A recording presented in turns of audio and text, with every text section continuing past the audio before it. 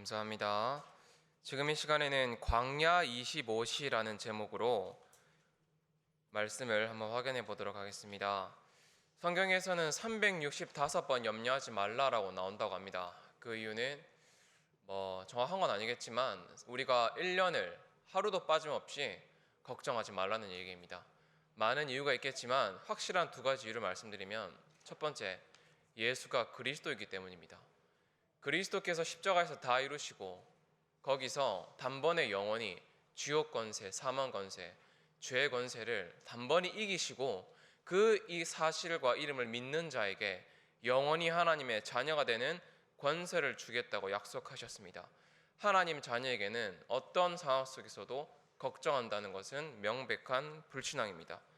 두 번째 이유는 모든 것을 하나님이 허락하신 것입니다. 하나님께서 세계 복음화를 이루기 위해서 하실 일이 있기 때문에 지금 나에게 또는 우리 가정 가문에 그 일을 허락하신 것입니다.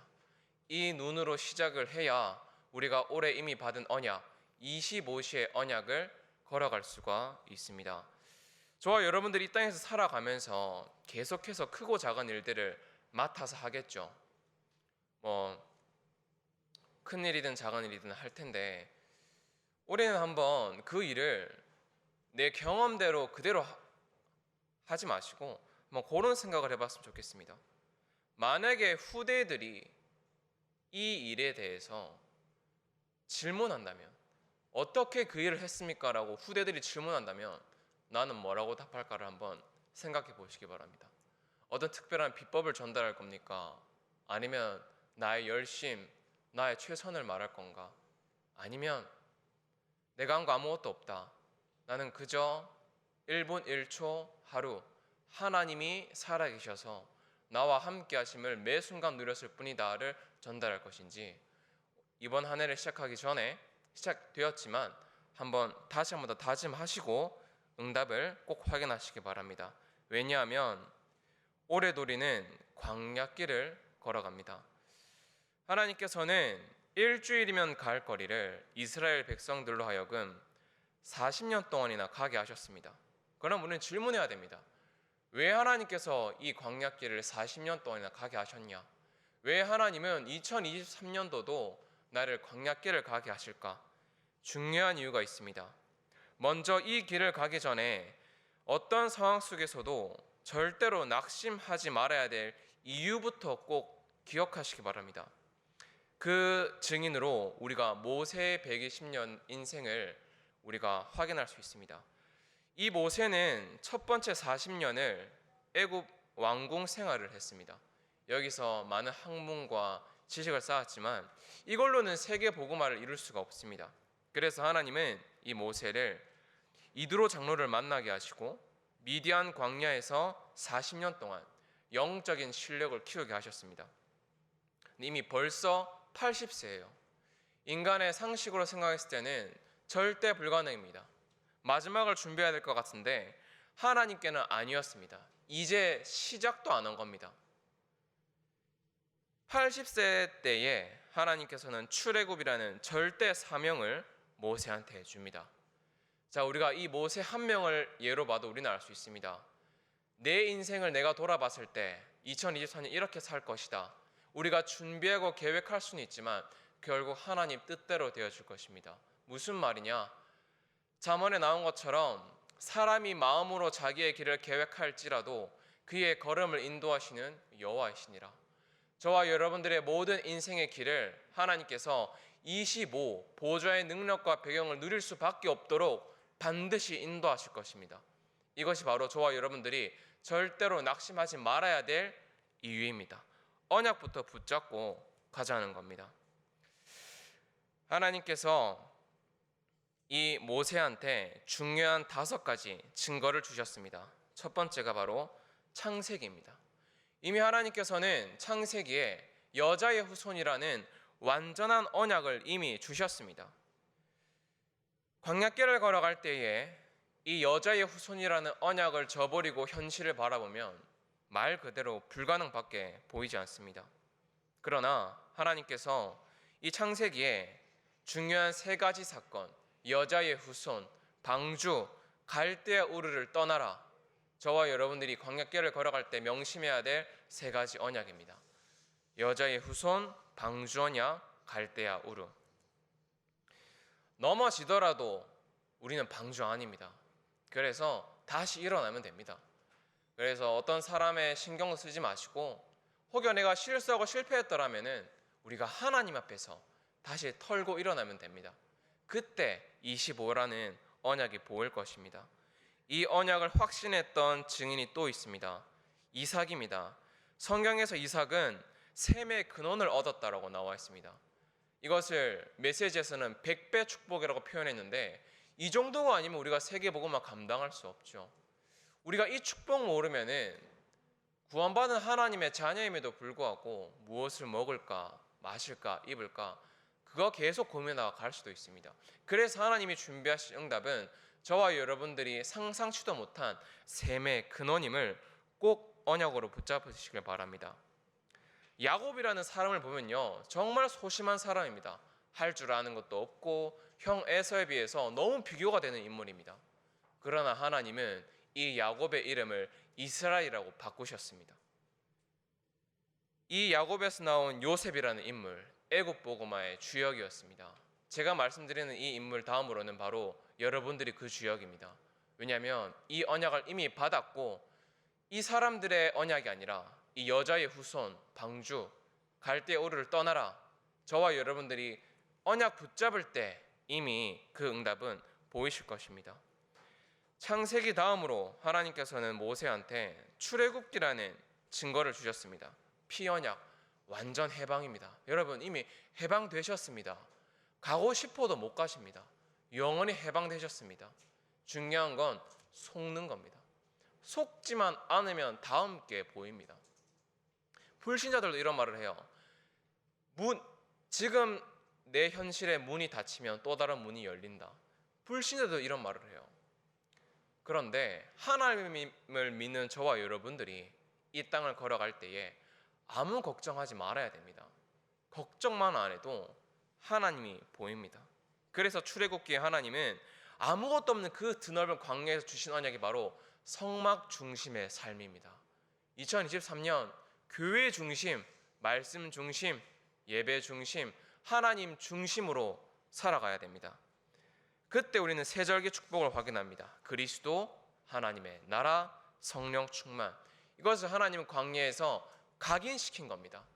그 많은 어려움을 통해서 하나님은 각인시킨 겁니다.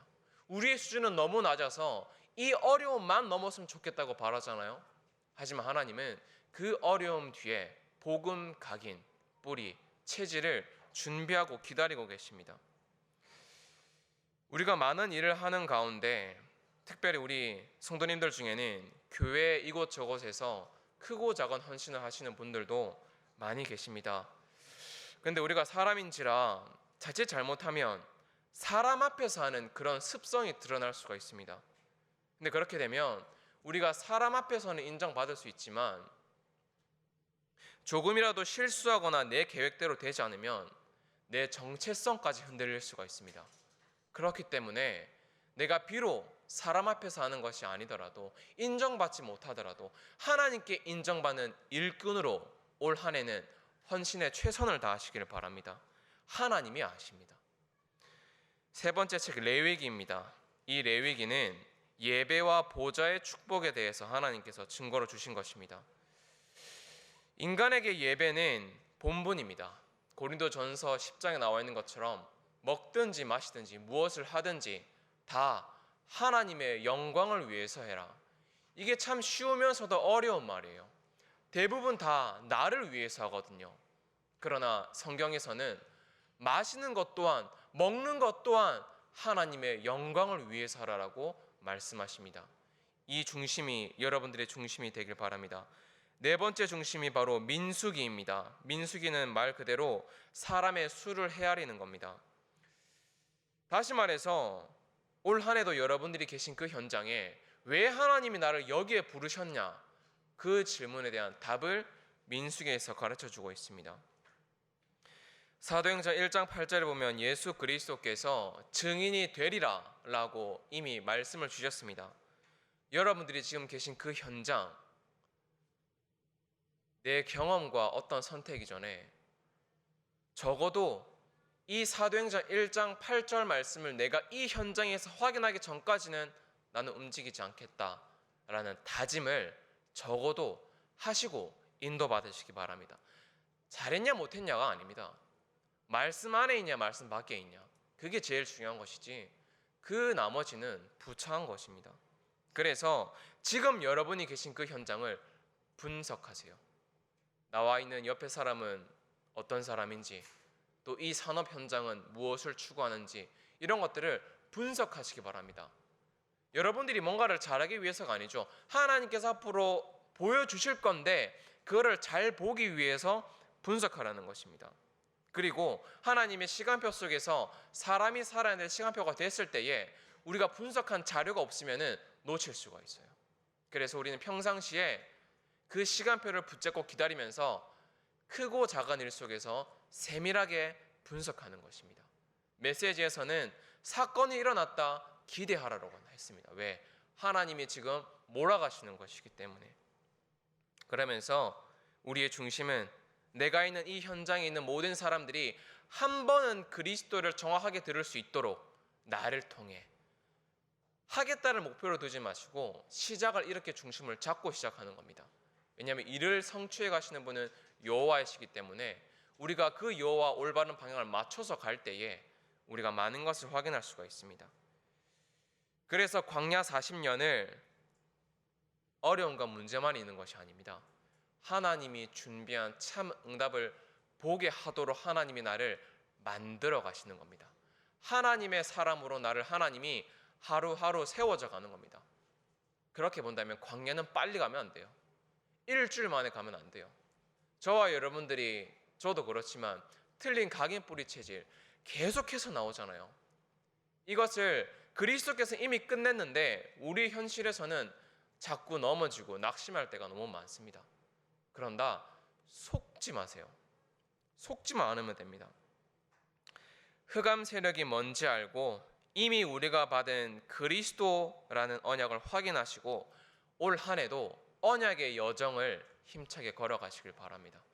어떤 상황이 날지 아무 걱정 안 해도 됩니다. 보호자의 능력과 배경으로 세상에 나아가시기 바랍니다. 민수기 13장에 보면은 가나안 땅을 정탐하는 장면이 있습니다. 12명의 정탐꾼을 보내는데 10명이 이런 보고를 하죠. 현실을 있는 그대로 보고를 해요. 절대 불가능한 현장이다. 그곳에는 안악 자손들이 있고 너무 크고 견고한 성읍이 있기 때문에 절대 불가능한 현장이다. 틀린 말이 아니죠. 현실 그대로 잘 말했습니다. 그런데 그 보고를 하는 보고 뒤에 갈렙이요, 아주 중요한 행동을 해요. 어떠한 행동을 하냐? 이 현실의 상황을 듣자마자 이 갈렙이요, 이스라엘 백성들을 조용히 시킵니다. 불신앙이 일어날까 봐. 현실을 보고 이들 마음속에 불신앙이 일어날까 봐 조용히 시킵니다. 그럼에도 불구하고 역시나 이스라엘 백성들은 원망합니다. 애굽으로 돌아가자. 광야에서 죽는 게 더 낫지, 애굽에서 더 죽는 게 낫지, 애굽으로 돌아가자. 원망합니다. 그때 여호수아와 갈렙이 믿음의 언약을 고백합니다. 하나님께서 저들을 우리에게 이미 주셨다. 하나님이 기뻐하시면, 하나님이 우리와 함께 하시면 저들은 아무것도 아니라 반드시 가나안 정복이 되어질 것이다. 언약을 믿음으로 선포합니다. 그때에 이 이스라엘 백성들이 돌로 죽이려고 오는데 이 현장에 여호와의 영광이 나타나게 됩니다. 여러분들의 현장에 복음의 유익을 위해서 내린 작은 결단 하나는 하나님의 영광이 그 결단을 통하여서 내 현장에 나타나는 최고의 시간표입니다. 내가 이 결단을 내렸을 때 내가 얼만큼 손해볼까, 그 고민을 충분히 할 수도 있죠. 무조건 하라라는 말이 아닙니다. 하나님의 역사를 더 기대하라는 겁니다. 내 부족함보다, 내 부끄러움보다 하나님께서 내 작은 결단을 통해서 이루어 가실 그 다음 것을 기대한다면 절대 불가능이 아닙니다. 절대 가능입니다. 그래서 하나님을 믿으시기 바랍니다. 현실을 믿지 마시고 하나님을 믿으시고 특별히 올해 받은 25시 보좌의 능력을 믿으시기 바랍니다. 그래서 우리가 그 뒤에 결국 이 출애굽 1세대 중에 가나안 땅을 들어간 사람은 딱 2명, 여호수아와 갈렙이었습니다. 하나님은 여러분들의 현장을 여러분을 보낸 겁니다. 더 필요한 게 아닙니다. 여러분이 하나님 보실 때는 가장 필요한 사람입니다. 그래서 여러분들이 복음을 누리셔야 돼요. 아는 사람이 아니라 복음을 누리셔야 돼요. 모든 문제와 사건 속에서도 그리스도를 발견하고 어떤 인간관계 속에서도 그리스도를 확인하고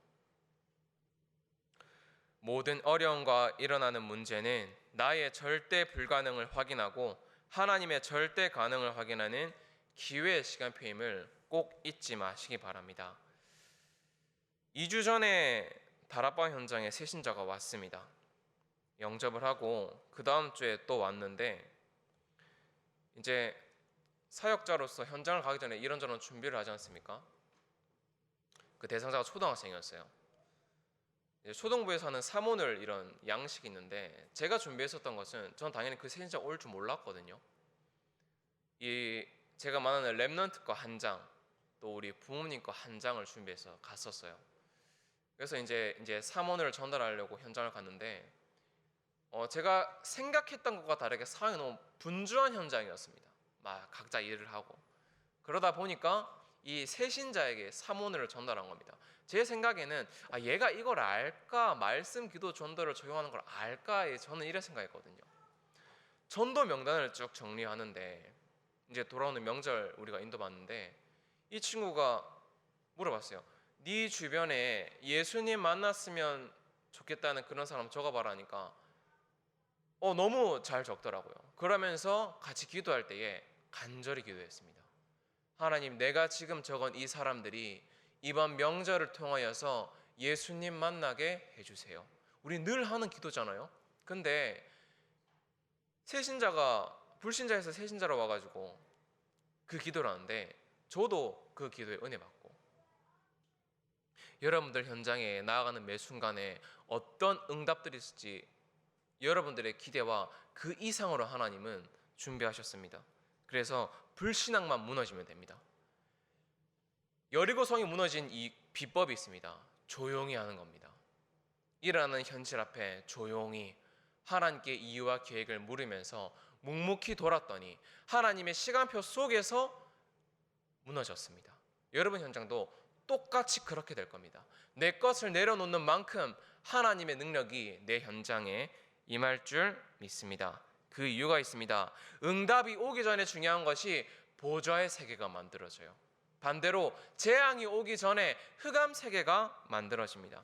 그래서 성경은 아무 염려하지 말라는 겁니다. 빌립보서 4장에 보니까 아무것도 염려하지 말고 모든 일어난 일들에 감사함으로 기도하래요. 응답을 받기 전에 이 미리 감사함으로 기도하라는 겁니다. 그렇게 할 때에 모든 지각에 뛰어난 하나님의 평강이 그리스도 예수 안에서 여러분들의 마음과 생각을 하나님께서 지키실 것입니다. 그래서 걱정하지 않는 것은 마음대로 안 되잖아요. 차라리 그 생각을 기도로 바꾸세요. 그러면 감사가 회복되어질 것이고 성령께서 여러분들의 생각을 지키실 것입니다. 마지막 하나님이 모세에게 주신 책 신명기입니다. 신명기는 정복하는 언약을 다시 한 번 더 확인하는 책입니다. 다시 말해서 앞으로 걸어갈 현실 속에 네가 이미 받은 보좌의 능력을 다시 한 번 더 확인하고 가라는 것입니다. 이때 주신 언약이 바로 신명기 6장 우리가 본문 말씀 읽었던 것이거든요. 광야길을 갈 때에 너는 마음을 다하고 뜻을 다하고 힘을 다하여 내 하나님 여호와를 사랑하라. 그리고 그 뒤에 중요한 미션을 주셨어요. 네 자녀에게 부지런히 이것을 가르치고 전달해라. 각인 뿌리 체질시켜라는 겁니다. 이거는 말로서 되는 게 아닙니다. 증인으로서만 할 수 있습니다. 다시 말해서 여러분들이 복음을 누리는 만큼 내 자녀에게 전달되어집니다. 내가 오늘 말을 한 만큼 전달되어지는 것이 아니라 내가 모든 일어나는 현실 속에서 복음의 결단을 내린 그 모든 것들이 말은 안 하지만 우리 후대들에게 전달되어집니다. 그게 바로 신명기 6장이 말하는 최고의 내용입니다. 그래서 당장 우리가 뭔가를 하기 위해서 실천하는 것보다 중요한 것이 예배를 통해 받은 하나님의 말씀이 내게 언약으로 붙잡혀지는 그 순간이 제일 중요합니다. 여러분들, 모든 예배를 통하여서 사람의 말이 아닌 하나님의 말씀을 듣는 그 시간에, 찬양을 드리는 그 모든 시간에 언약을 붙잡으시길 바랍니다. 그때에 나와 관계된 모든 현장의 흑암 세계가 무너지고 하나님의 나라가 반드시 임합니다. 그래서 올 한 해도 우리가 늘 해왔던 거지만 체크해 보아야 될 것이 있어요. 첫 번째, 기도 시간입니다. 여러분, 언제 기도 드리십니까? 새벽 기도를 활용하시는 분들도 계실 것이고, 여러분 너무 바쁜 하루를 살아갑니다. 또 학자들은 2023년 경제가 더 추워질 것이다, 더 어려워질 것이다, 다시 말해서 더 어려운 광야를 걸어갈 겁니다, 올 한 해. 그래서 중요한 것이 하나님과 나와 1대1 시간, 하나님과 갖는 그 행복한 시간을 한번 점검해 보세요. 내가 너무 율법적으로 누린 건 아닌지, 정말 내가 올 한 해는 행복하게 누려야 되겠다, 그 작은 다짐을 한번 해보시기 바랍니다. 그리고 두 번째 중요한 것은 말씀의 흐름입니다. 일주일에 8개 메시지가 선포되었습니다. 매주 여러분들의 삶이 있기 때문에 그것을 다 챙겨 들을 수는 없겠지만 그래도 들으셔야 됩니다. 저는 초등부 랩런트한테 들으라고 합니다. 보면은 단어 어려운 거 많거든요. 산업인 메시지부터 구역 공과까지 단어 너무 어렵습니다. 근데 말씀은 우리가 이해하고 학습하는 게 아니잖아요. 하나님께서 이루어질 것을 우리가 하나님의 말씀으로 미리 확인하는 거지 않습니까? 그래서 들으라고 합니다. 듣다가 졸더라도 들어, 그 자리에 있어, 말씀이 선포되는 그 자리에 그냥 있어 라고 합니다. 네 믿음의 수준과 상관없이, 응답과 상관없이 그냥 그 자리에 거기만 있어. 저와 여러분들이 거기 있어야 됩니다. 말씀의 흐름 속에 있어야 됩니다. 결단하세요. 내가 산업인이기 때문에 산업인 메시지만큼은 내가 꼭 듣겠다. 할 수 있는 만큼만 결단하시고 시작하는 겁니다. 세 번째입니다. 어떻게 나는 이 현장을 살릴 것인가를 다시 한번 생각해 보는 것입니다. 편안하게, 부담이 아니라 어떻게 내가 저 사람한테 복음을 전할 수 있을까? 그 시작은요, 명단 적고 기도하는 거예요. 나와 관계된 모든 사람들의 이름을 적고 기도하는 겁니다. 어찌 보면 그게 전부 다인 것 같습니다. 왜냐하면 그때 하나님이 지혜를 주세요. 이 사람은 언제 이렇게 만나고, 그게 물론 제 각자의 마음으로 주시지만 내가 예배 흐름 속에 있고 하나님과 행복한 시간을 가지면서 나와 관계된 사람을 생각할 때 하나님은 반드시 거기에 지혜를 주십니다. 단 하나님의 시간표 속에서, 내 시간표가 아니라 하나님의 시간표 속에서. 전도서 7장 2절에 보면 이런 말씀이 있습니다. 초상집에 가는 것이 잔치집에 가는 것보다 낫다. 이게 무슨 말이냐면요, 모든 사람에게는 죽음이라는 끝이 옵니다. 언제 올지 모르지만. 그러면은 우리가 그 알 수 없는 그 죽음을 향해 달려가는데 어떻게 내가 오늘을 살 것인가를 고민해 보는 겁니다. 그냥 당연히 살아가는 것이 아니라 하나님이 허락하신 이 귀한 하루를 어떻게 살아갈 것인가.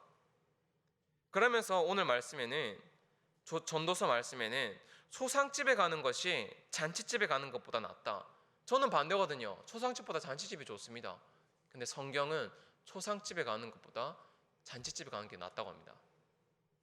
지금 잠깐 누릴 쾌락과 즐거움에 빠질 것인가, 아니면 하나님과 함께하는 하나님의 준비하신 영원한 그 응답을 누릴 것인가, 그러면 고민해 보는 겁니다. 오늘 하루도 그렇고요, 내일 여러분들이 눈 뜨면 한번 생각해 보세요. 오늘 하루 나는 잠깐의 눈에 보이는 현실을 쫓아갈 것인가, 아니면은 정말 하나님과 함께하는 그 동행하면서 영원한 응답을 누릴 것인가. 생각만 해도 보입니다. 이번 주 강단에서도 그렇게 말씀하셨어요. 무엇을 위해 삽니까? 라고 질문했습니다. 그러면서 나온 답이 캠프 구상이었습니다.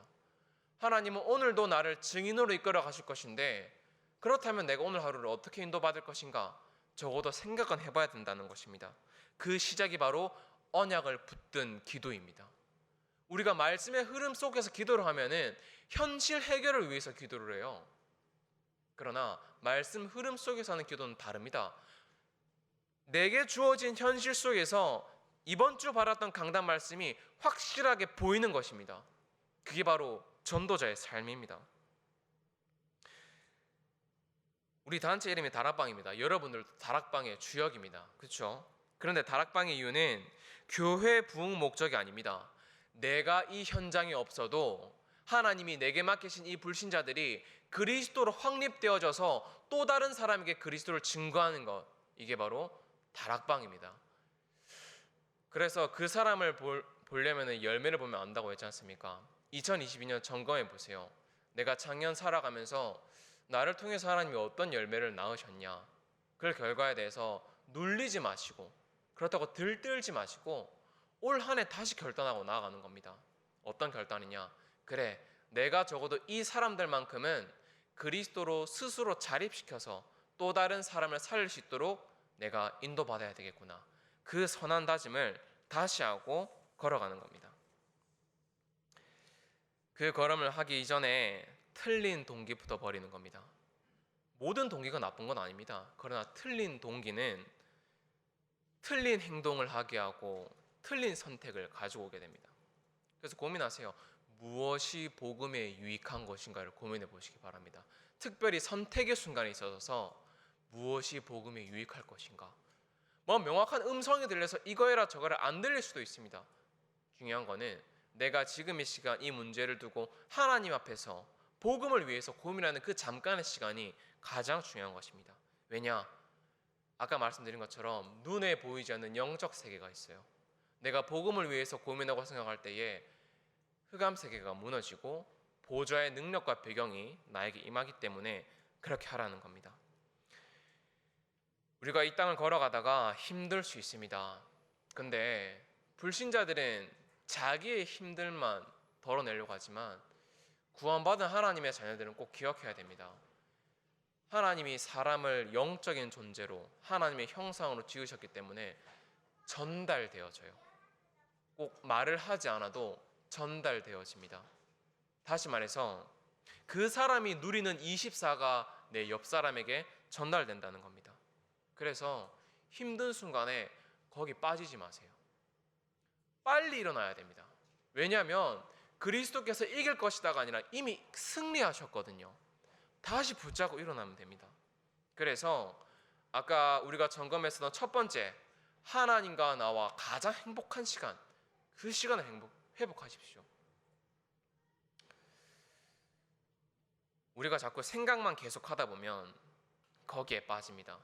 말씀에서는 복음 밖에서의 내 모든 생각은 창세기 3장, 6장, 11장과 연결된다라고 했죠. 그래서 내 생각만 계속하다 보면 이 사단이요, 나를 너무 잘 알아서 내가 혼자 있을 때 거기 빠지게 해요. 혼자 있을 때, 조용한 시간에. 그러다 보면 우리가 시야도 좁아지고 그렇게 내 계산만 하다 보면 틀린 착각을 확신으로 할 수가 있습니다. 그래서 우리가 생각을 조절할 수는 없거든요. 왜냐하면 생각이 들기 때문에. 그래서 이 드는 많은 생각을 말씀 속에서 해보세요. 저는 힘들다, 복잡하다면 말씀을 그냥 틀어놓습니다. 그게 엄청 큰 차이를 낳아요. 그냥 내 혼자서 어두컴컴한 방에서 혼자 생각하는 것보다 말씀이 선포되어지는 그 시간에 내 생각은 기도로 연결되어집니다. 여러분도 아시다시피 성령께서 살아계시고 나를 지키시기 때문입니다. 그러면은 처음 들었던 내 모든 잡생각이 기도로 자연스럽게 연결되어집니다. 그러면 거기서 끝이 아니고요. 그 속에서 내가 할 수 있는 작은 것들이 보입니다. 그거 하면 돼요. 보이기 때문에 할 수가 있는 겁니다. 막연하게 제가 여러분들 보고 할 수 있습니다가 아니라 보입니다. 그게 바로 서밋 타임이고 하나님과 나와 가장 행복한 시간을 누리는 이유입니다. 오늘 기도수첩 말씀해 보니까 하나님의 참된 응답은 고통이라는 가면을 쓰고 온대요. 고통이라는 가면을 쓰고 온대요. 그러면 이 고통은 가짜라는 얘기죠. 그 가면 뒤에는 진짜 하나님이 준비하신 축복이 있다는 의미입니다. 그렇다면 왜 그렇게 하나님이 준비를 하셨냐? 가짜들 때문에. 응답이 나고 기적이 일어나면요, 가짜들이 모여요. 오직 복음 아닌 자들이 모여서 회방 놓습니다. 그래서 하나님이 약간 포장을 한 겁니다. 고통이라는 것을 가지고. 아까 제가 여러분들께 물었습니다. 언젠가 우리 후대들이, 내 자녀들이 어떻게 인생을 살아왔냐라고 물었을 때 뭐라고 대답할 것인가? 물론 성경에는 많은 모범적인 대답들이 있지만 제가 은혜 받은 건 그겁니다. 그렇게 하지 아니하실지라도 나는 하나님과 동행하겠다. 그게 저와 여러분들이 우리 후대들에게 전달해야 될 인생의 비법이라면 비법입니다. 어떤 상황에서도 너는 마음을 다하고 뜻을 다하고 네 하나님을 사랑해라. 그게 네 인생 성공의 길이다. 그것만 전달할 수 있는 게 바로 증인입니다. 이것도 하고 저것도 하고 또 하고 또 하고가 아니고 여호와 하나님을 사랑해라. 그리스도 예수 안에서 강해라. 그것만 전달하는 증인 되시기를 바랍니다. 그래서 올 한 해 여러분들 바라는 많은 기도 제목들이 있을 겁니다. 어떤 일에 대해서 결과를 바라기 전에 흑암부터 무너뜨리는 겁니다. 지금 할 수 있어요. 이거는 일의 결과를 기대하기 전에 이미 흑암을 무너뜨리는 겁니다. 그 고백이 바로 그렇게 하지 아니하실지라도입니다.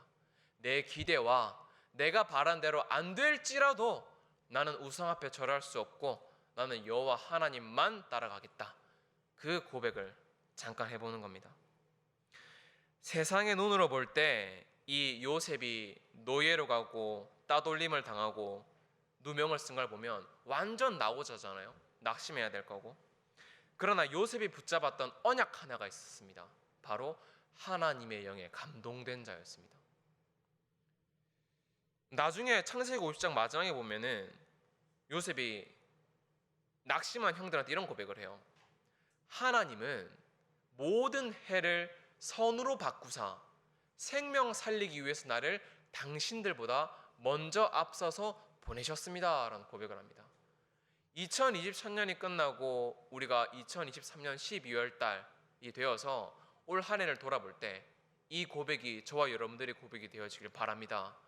하나님은 올 한 해 내 모든 문제를 선으로 바꾸셔서 많은 생명을 살리기 위해서 나를 먼저 이렇게 보내셨다. 이 고백을 붙잡고 나아가시는 겁니다. 이게 진짜입니다. 이런 사람들을 하나님 모으시기 위해서 고통이라는 가면을 쓴 겁니다. 주변 사람의 소리에 놀라지 마시고 여러분들만의 헛된 진리에 속지 마시고 하나님의 말씀을 듣고 기도하며 하나님의 축복을 당당히 누리시길 바랍니다. 사무엘하 16장에 보면요, 다윗 왕을 저주하는 시므이 장면이 있습니다. 시므이가 다윗 왕을 막 저주하거든요. 그러니까 다윗 왕 곁에 있던 이 부하들이 시므이를 당장 죽이려고 합니다. 왕을 욕하니까요. 근데 이 다윗 왕의 그릇이 정말 237입니다. 뭐라고 하냐? 하나님께서 허락하신 것이다. 내 아들도 나를 죽이려고 하는데 시므이가 저러는 것은 당연한 것을 넘어서 저거 하나님이 허락하신 것이다 라는 말을 합니다. 그러면서 그 뒤에 중요한 거, 하나님은 저 저주까지도 선으로 갚아주실 것이다 라는 고백을 합니다. 정말 멋진 믿음이라는 게 보여져졌습니다. 여러분들의 믿음이 그 정도로 응답받으시길 바랍니다. 그래야 우리가 광야를 능히 걸어갈 수가 있습니다. 걸어가는 정도가 아니라 누릴 수가 있습니다.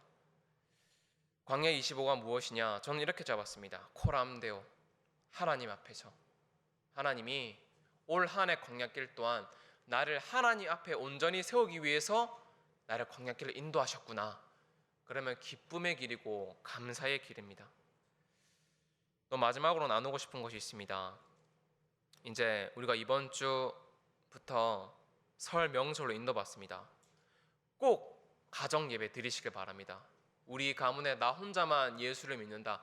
혼자서 조용한 공간, 조용한 시간에 혼자서 보좌의 축복 누리세요. 그러면서 또 한 가지 해야 될 거, 만나기 이전에 만나든 못 만나든 우리 가문의 사람들을 한 사람 한 사람 적어보는 겁니다. 적다 보면 그 사람의 특징, 그 사람과 했던 대화, 많은 것들이 생각나실 거예요. 기록해 보는 겁니다. 이렇게 했다고 해서 이 사람이 구원을 받는다, 그거는 우리가 알 바 아니죠. 하나님께서 하시겠죠. 그러나 시간이 지났을 때에 이때를 돌아보면 영원한 작품으로 남겨질 수 있어요. 그리고 이것을 후대에게 전달해 주는 겁니다. 내가 우리 가문을 위해서 이렇게 작품을 남겼다라고 전달해 주는 겁니다. 꼭 해보시기 바랍니다. 우리 가문을 살리는 중요한 키입니다. 이번 명절 우리가 캠프로 인도받을 것인데 우리 가문 사람들은 적어보면서 하나님 만나러 가기 전에 기도하는 겁니다. 짧게 하나님이 이 사람들이 예수 그리스도 만나게 해달라고 기도하고 만남을 가는 겁니다. 나머지는 하나님이 하실 것을 기대하면서요. 각 기관과 각 교구에서 신방이 인도받고 있습니다. 그래서 제가 맡고 있는 초등부도 신방을 준비하고 있는데 하나님이 제게 주신 마음은 우리 선생님들을 자세히 만나는 겁니다. 우리 선생님들한테 렘넌트를 살리십시오가 아니라 선생님들이 계신 각자의 현장에서 살아계신 하나님을 체험할 수 있도록 한번 도전해 보는 것입니다. 그 방향 붙잡고 신방을 인도받으려고 합니다. 그러면서 나와 함께 전도운동할 제자를 내 현장에서 확인해 보는 겁니다. 여러분들 많은 결단과 기도 제목들이 있겠죠. 근데 처음과 끝은 예배입니다. 예배를 통해서 은혜 받으시고 예배를 통해서 받은 그 말씀을 언약으로 붙잡으시고 이미 증인이 되라가 아니라 되리라라고 하셨기 때문에 하나님이 나를 그렇게 만드실 겁니다. 그렇기 때문에 2023년 광야길을 즐겁게 걸어가시고 어떤 상황 속에서도 보좌의 능력과 배경이 이미 나에게 보장되어 있음을 잊지 마시고 당당히 걸어가시길 증인이 되시길 살아계신 예수님의 이름으로 기도합니다. 제가 기도하고 메시지를 마치겠습니다. 모든 것을 아시는 주님, 2023년 나의 경험과 능력이 아닌 25시 보좌의 능력과 배경으로 나 교회 현장 살리게 하시고 후대들에게 세상 것이 아닌 정확한 언약을 전달하게 하옵소서. 설 명절을 가문의 빛을 비추는 캠프로 응답받을 수 있도록 복음을 누리게 하옵소서. 살아계신 예수 그리스도 이름으로 기도합니다. 아멘.